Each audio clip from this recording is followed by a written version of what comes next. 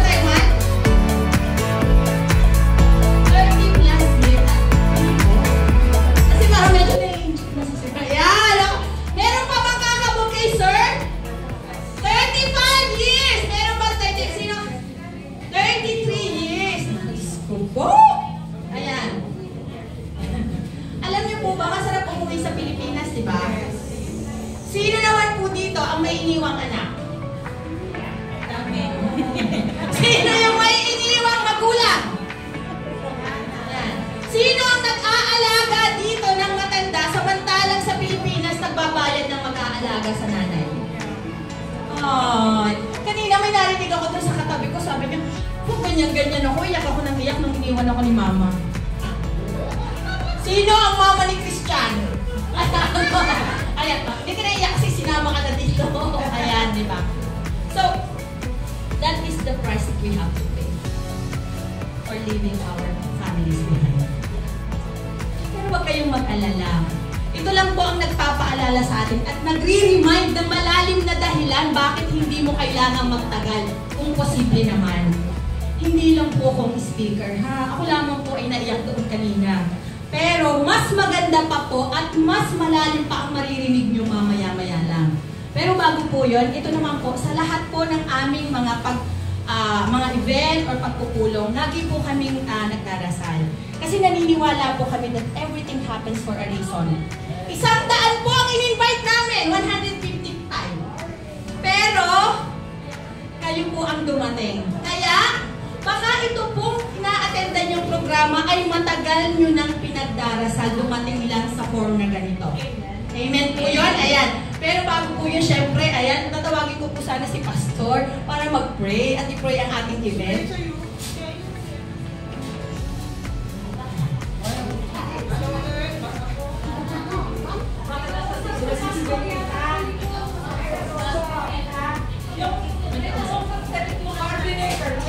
Ayan, sino po ang ating coordinator para po naman i-pray po ang ating event ngayong araw na to. Bago po tayo mag-umpisa kasi matutuwa po kayo sa ibibigay ng programang ito.